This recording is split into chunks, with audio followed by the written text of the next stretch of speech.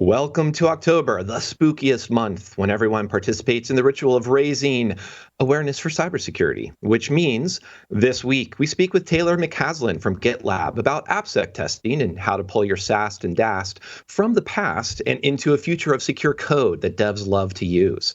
In the news segment, October stays on theme with a ping of death, a bleeding tooth, a T2 that doesn't feel pity or remorse or fear.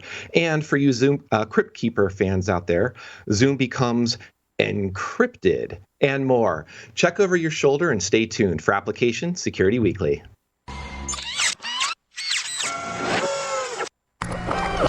This is a Security Weekly production.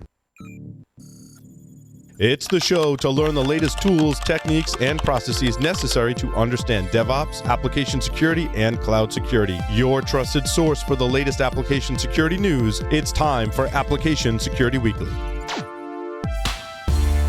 Signal Sciences secures the most important web applications, APIs, and microservices of the world's leading companies, protecting over 7,500 applications and 150 billion production requests per week. Signal Sciences Next-Gen WAF and RASP help companies increase security and maintain site reliability without sacrificing velocity, all at the lowest total cost of ownership. Signal Sciences patented technology protects any application against any attack with integrations into any DevOps toolchain. Signal Sciences, demand more from your WAF. Learn more at securityweekly.com/Signal Sciences.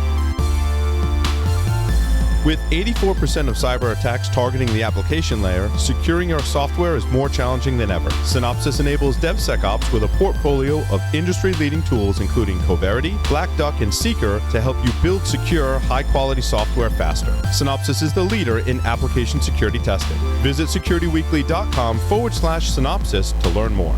The question is simple. Have any of the systems on my network been compromised? The answer is harder than it should be. Enter AI Hunter. Active Countermeasures has automated and streamlined techniques used by the best pen testers and threat hunters in the industry to create AI Hunter, a network threat hunting solution that does the first pass of a hunt for you to identify systems that are most likely to be compromised and scores the results on a scale from 0 to 100. You can then research those systems in depth with AI Hunter. Focus your valuable time on the systems that need your expertise with AI Hunter. Sign up for a personal demo today at securityweekly.com/ACM. Welcome to Application Security Weekly. This is episode 126, Feet Under, recorded October 19th, 2020. I'm your host, Mike Shima, and I'm here with Matt Alderman. Hello, Matt. Oh, happy Monday. I thought you were going to say pull your SAST and your DAST out of your AST, but you went to PAST. I've got to save all the best lines for Mr. John Kinsella, who's also with us. I'm just going to sit here quietly. I've got nothing to add. We'll just throw you over into the Discord chat. No worries, John. I think we can find somebody to get you to perk up. Announcement time. So, John, you can think of some more lines while I go through announcements. Join Amit Bereket, co-founder and CEO of Perimeter 81, and Paul Asadorian for a technical deep dive into the problems inherent in legacy VPN technology. Together, they will explore solutions for the modern workforce and how momentum toward perimeterless architecture is helping redefine the future of cybersecurity. Register now by visiting securityweekly.com/perimeter81. Security Weekly, in partnership with Cyber Risk Alliance, is excited to present Security Weekly Unlocked on December 10th, 2020. This one-day virtual event wraps up with the 15th anniversary edition of Paul's Security Weekly live on YouTube. Visit securityweekly.com/unlocked to view the agenda and register for free. Taylor McCaslin go ahead. One second on that Unlocked event. We had 59 submissions. I want to thank the audience and the community for all the submissions. We only had 15 slots, so we had to pack a lot into that agenda. It was awesome to see all the submissions that came from the community. Wow, no, absolutely. That's a great uptake. So that's going to make it even more fun, I think, to have that much participation too and everybody joining. So register, come, you'll have a chance to hang out and chat and talk while Paul is talking live. That should be fun. We also have fun while you are in chat and watching us live right now because we have Taylor McCaslin with us. He is a multidisciplinary investor, product manager, and technologist living in Austin, Texas. Taylor works as a senior product manager at GitLab focused on security products. He is also the founder of Product Trust Investments, an angel fund focused on impact investing with companies that build ethical products that customers trust. Since 2012, he has worked at enterprise-scale hypergrowth technology companies, including New Knowledge, Duo Security, WP Engine, Indeed.com, and Bazaar Voice. Taylor can be found geeking out with the latest Apple gadgets, skiing, or enjoying the expansive Austin art scene. He also enjoys volunteering with local human rights and LGBTQ organizations around Central Texas, as well as mentoring young technologists looking to start careers in tech. Hello, Taylor, and thank you for joining us. Thrilled to be here. So, and it's glad you're here from GitLab because GitLab, as one of the platforms that's really providing great insight into how modern development practices are going, it sounds like, especially working on the security products, you're getting some insight into what does secure coding look like in this day and age. So kind of want to start off with that broad aspect of the application security testing. And how are you seeing either security tools or security teams keeping up with the testing that we want the code to go through? Mm-hmm. Yeah, you touched on exactly one of the reasons why I joined GitLab is a source code management platform. We have so much information about the way code changes for different repositories within organizations. And I think it's really a key place to be able to start doing security embedded directly in your source code management tool. At GitLab, we're doing that with our secure offering, bringing a variety of all of the different types of security tools directly into that developer experience. Right where developers do their work every single day. They're committing code, they're doing merge requests. We want those security tools to shift left into that space so that developers really don't need to go to external tools. They don't need to worry about how different jobs are going to be triggered, zipping code up, sending it over to APIs. Instead, have the security tools run directly in the pipelines and in the CI/CD process that developers are already using. I think, when we think about security at GitLab, we really want to help developers write more secure code. That's really what it's about for us. And we want to make that as easy as possible for as many people. And so, as you mentioned, we talked on the show quite a bit about shifting left. And I imagine there's got to be something more to shifting left than just saying, rather than the security team running the tool, just dropping the tool into GitLab, for example. So when we're talking about called SAST, one of the application security testing approaches, what does that look like? Is it really just, instead of the security team running it, the developers are running it? Have you seen the tools change as well to adapt into this shift left mentality? Yeah, I think SAST is a great example. It's been around forever. Most development teams are using it in some capacity. It's very easy to set up and start using. So I think it's a great sort of entry point to application security testing. In terms of what it actually looks like when you shift left, for us at GitLab, it really is just a CI config. We've got CI jobs that as you're contributing code, as your pipelines are running, the relevant security test is automatically determining what should be run, returns those results directly in your merge request view. And I think when you start broadening that out, it's one thing to do it with a single tool like SAST. But even when you look at the way that we're building SAST, our SAST engine is a conglomeration of like 15 different tools. And we're adding to them every single release. That's just looking at SAST, a single type of application security testing tool. There are so many other different tools. You've got DAST, dependency scanning, secret detection, container scanning, license compliance, fuzz testing. Like the list goes on. And when you start adding more and more and more to your security arsenal, you end up with these really bloated and long security scanning cycles that slow down your CI/CD process. And that's really what we're trying to simplify at GitLab. We really want to make all of those things very easy to interact with. We want them to be very streamlined, and we want developers not to need to know about all of the details. I mean, I've just listed off, a half dozen security tools that you've sort of got to be an expert in all of those tools to know what they all do, where they run in a pipeline, what they're good at doing, what they're bad at doing. And as a developer, people don't care about that. They just want to write code, and they want feedback about if their code is good or not, and if it's secure, or if it has bugs in it. And so that's where I think by shifting left, you can really start bringing a lot of those different tools together and start streamlining the way that developers interact with them. At GitLab, whenever you contribute code in your pipeline runs, it doesn't matter where the vulnerability comes from, what tool it was detected in. It's presented to you in the same way, with the same interface, with relevant feedback and metadata about those vulnerabilities, linking to CVEs, to documentation, to open source resources for remediating those things.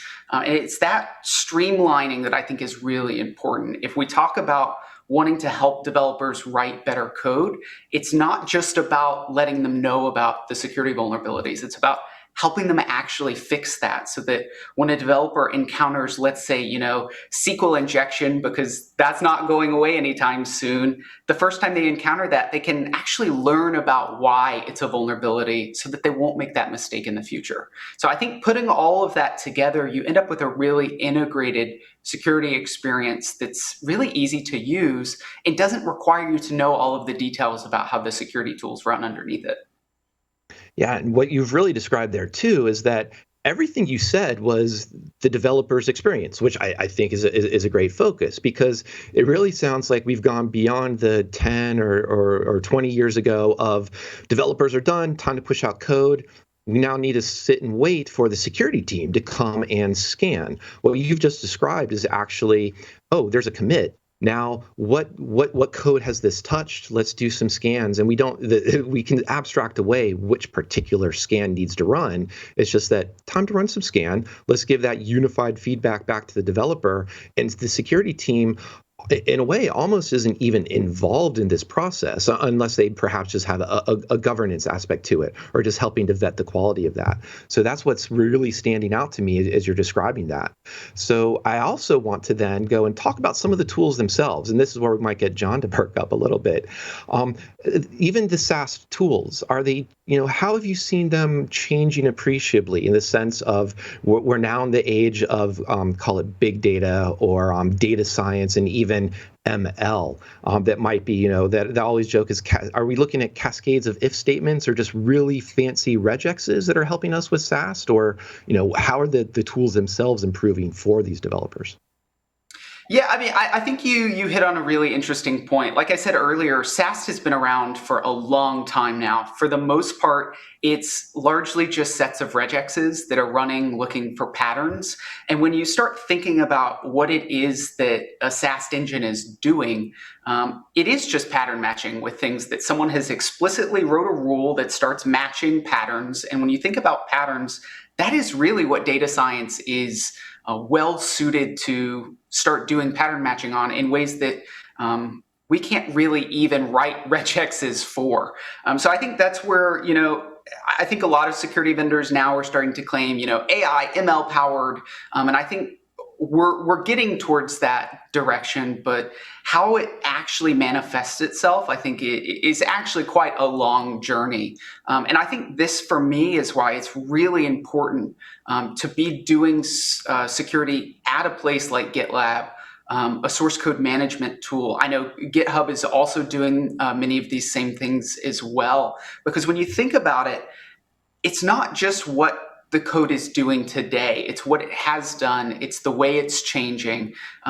it really is evolving. And I think having that deep understanding of what the code is, where it's being deployed, how it's being built, all of those things factor into the security risk of a code base. And so when you start, looking holistically at how do we move past this just black box set of regexes, you really start to have to think about what kind of data is it that we need to provide to these security tools to give them more power and the ability to detect less false positives. And, I think when you start looking at the way code runs today, there are techniques like building abstract syntax trees, doing control flow analysis, data flow analysis. If we go back to that example of SQL injection, very common vulnerability. It's been around forever. I doubt it's going anywhere anytime soon. When you look at that, it's really easy to detect with regexes that this is a string that's not been escaped properly. It's a whole other problem to be able to actually look at that code statement in context of whatever framework or language you're using to decide, is this string actually at risk? Is this a variable that was statically set in the code in another file, or is this actually something that's connected to a user input where it can be abused? And that's starting to look into that control flow and that data flow analysis. And that is really the kind of data that we need to be giving these security tools to be able to look at through how code flows through a program, how data flows through a program. That's really what gets us into the really rich feedback mechanism to allow data science technologies to really start empowering the security tools and helping them reduce false positives. I think, SAST is known for its false positive rate. I think there are lots of things that we can do to address that. It gets even into the future where, we've talked about IAST solutions, interactive application security testing. Some vendors claim to have them today. They're very expensive. They're hard to deploy.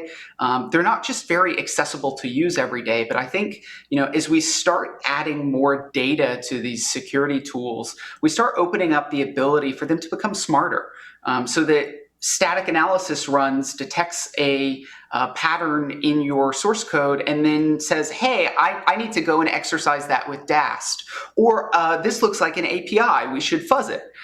So letting those security tools start working together in tandem to really leverage the data and the capabilities that they're each best at to complement each other. And I think that's really where we're headed with a lot of the security testing tools today.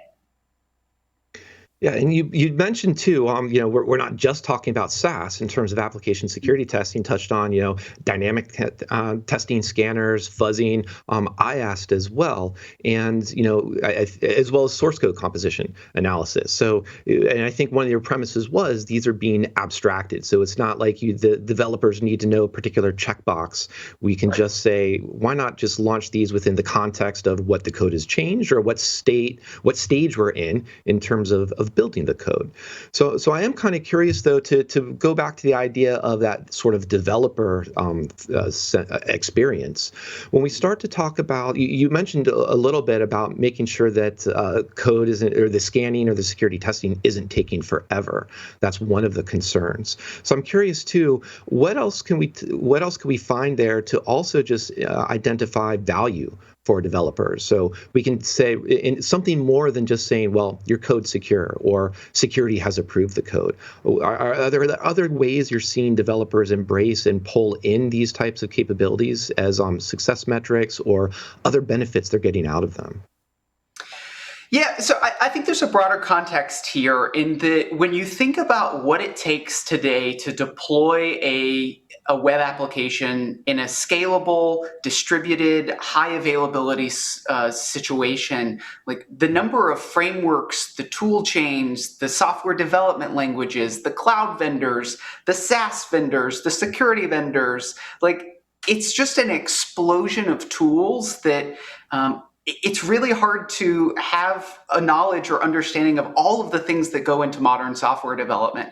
And then I think, I've already talked about 6 different types of security tools today. Developers are tired. They've got enough to do to think about. The amount of time developers are actually spending coding today is getting smaller and smaller as they're dealing with more complexity in web applications, deploying them, securing them. That's the problem that developers have today. And I really want us to start thinking about how does security make that better, not add to the problem. And I think, we talked about shifting left earlier. That's one way, making developers not have to go to additional tools, making them not have to understand the unique capabilities of all of the different tools, and really bringing them into a centralized place, the single place that they're already using, the source code management platforms. Those are not going away anytime soon. So streamlining that workflow, making sure that the workflow is seamless and doesn't end up very long and blocking. I think, when you look at the way we're building this at GitLab, when you commit code, it triggers your CI/CD pipelines. Those already are doing whatever they're doing, taking however long it takes to do that. We don't want to add security to that and make that 2, 3, 10 times longer to do.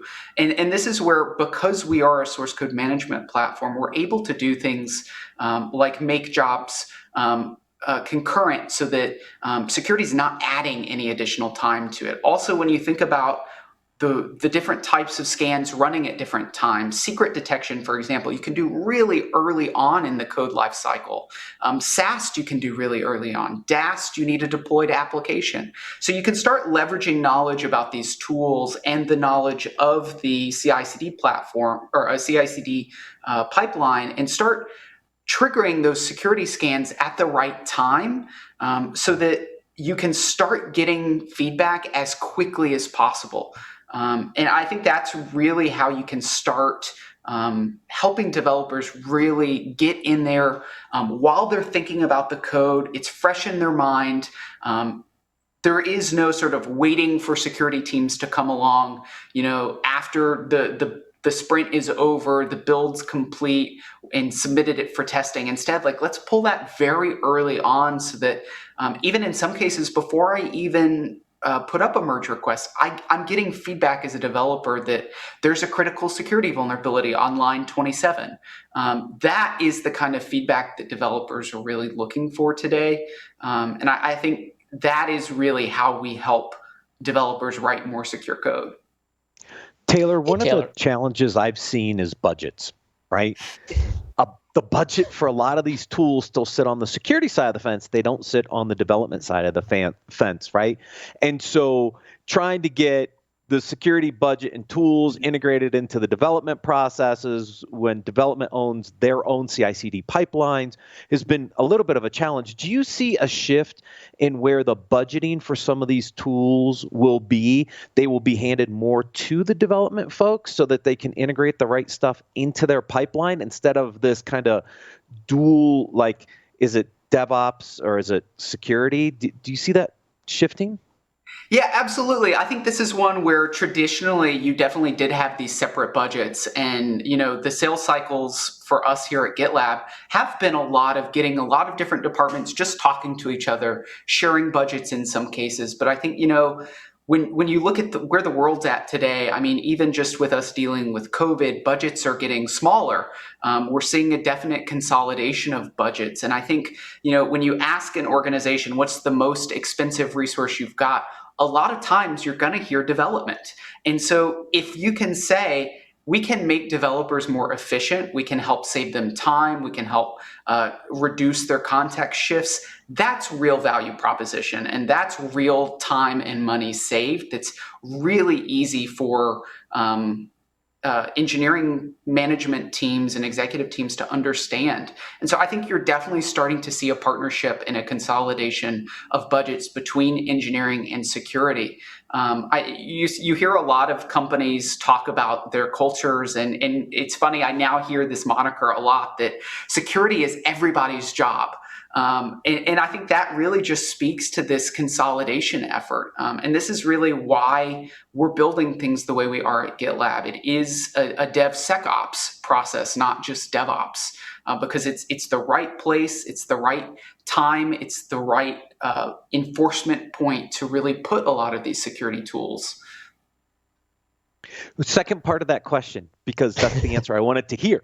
Now, the second part is, as we consolidate and shift budgets, do we also see consolidation of the vendors in the market? You rattled off a half a dozen. I can rattle off 2, 3, 4 more in the application security market.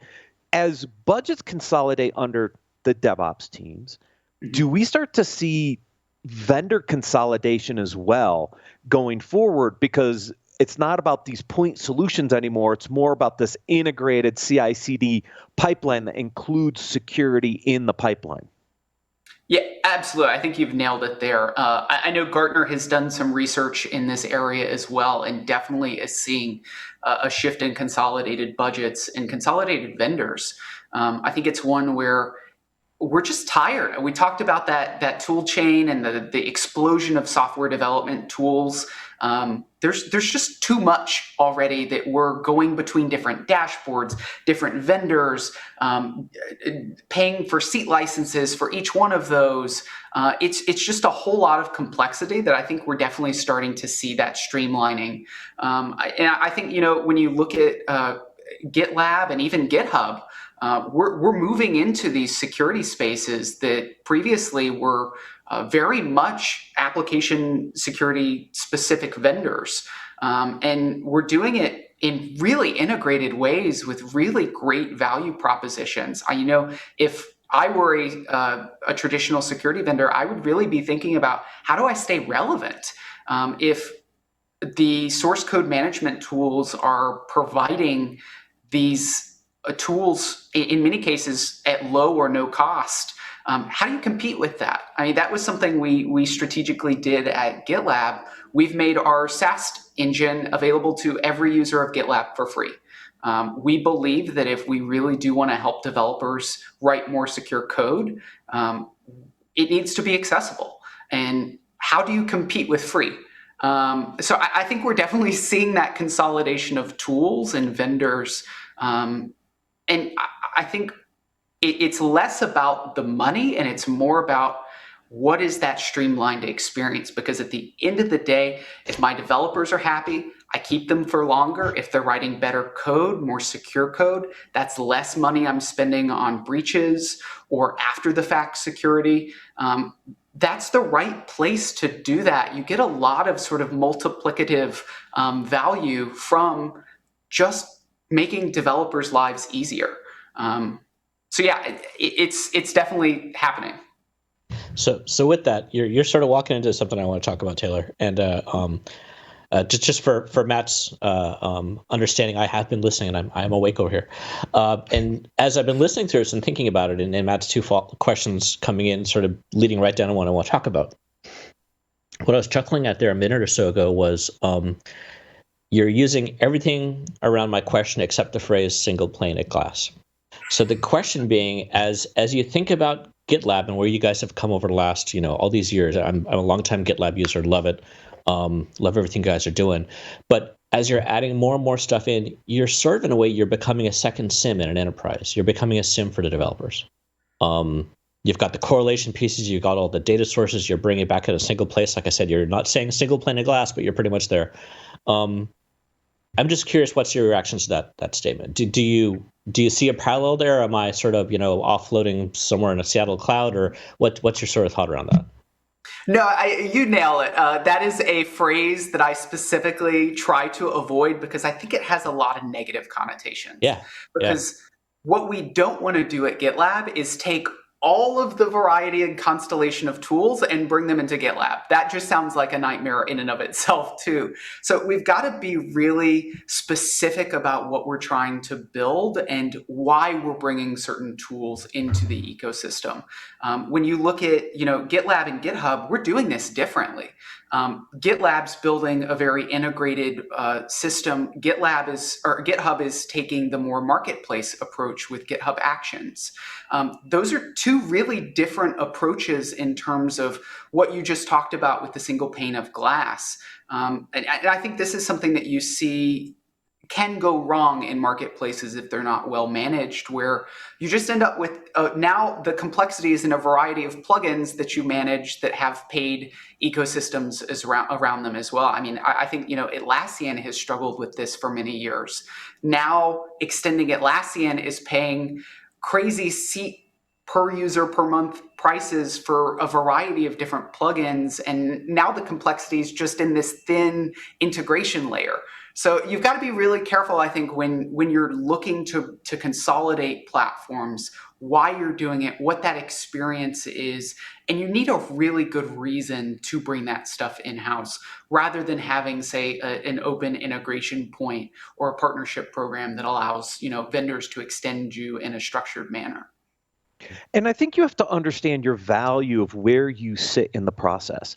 Mm-hmm. CI/CD, continuous integration, continuous deployment, there's value all the way up to that deployment step. Mm-hmm. I'm not sure you want to go compete with all the Splunks and all the log management tools and other things that have to monitor the system when it's in production. Maybe you do someday, but to your point, there is a level of complexity there that only explodes when you think about all the other things that like the SIMs are doing and the log management tools and the network traffic analysis stuff. I mean, you could overwhelm yourself pretty quickly. Yeah, and this is something that I even struggle with here at GitLab.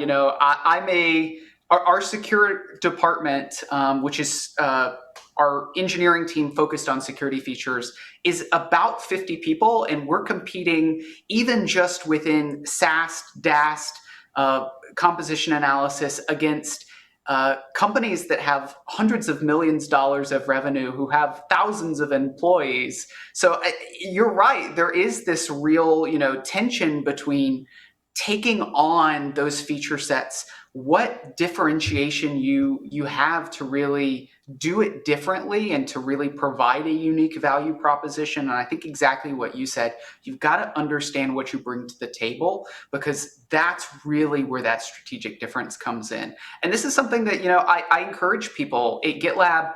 We're an open company. If you want to see what I'm working on every day, you can go look at my GitLab profile. Our strategy and direction pages are all public. I welcome our competitors, our customers to go look at what we're doing, because that is really what we're trying to do. Is it's not about the vision, it's about the execution and how we're doing things differently.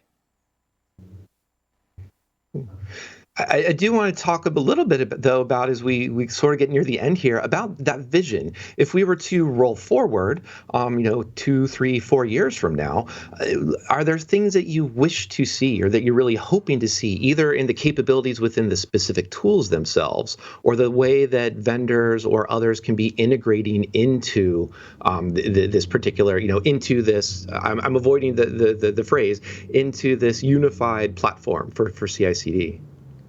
Yeah, so the way that I think about this is really sort of on a multi-year journey here. We're sort of in the place today where we've done the shift left.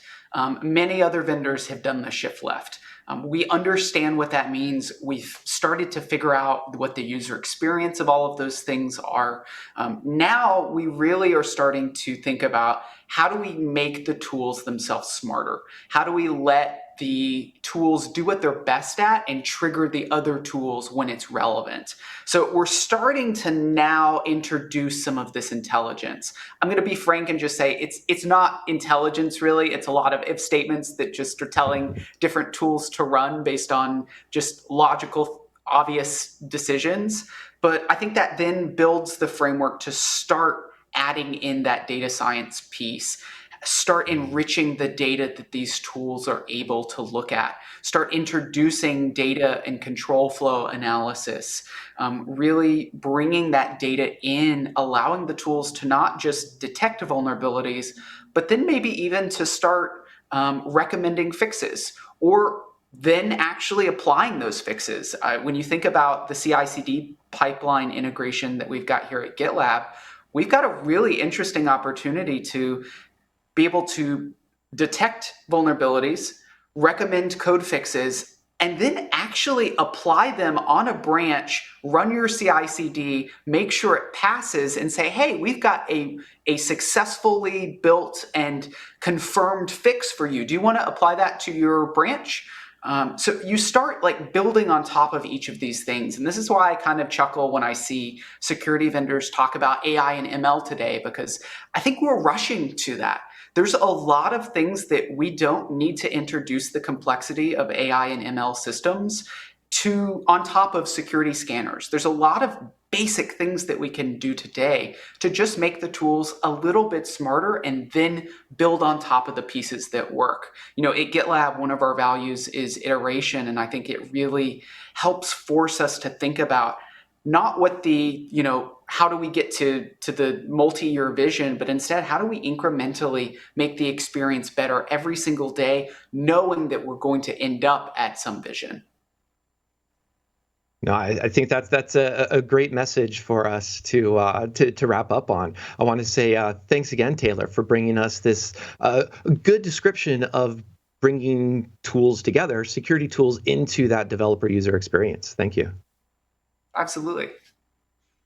Also want to say thank you to Matt and John as well.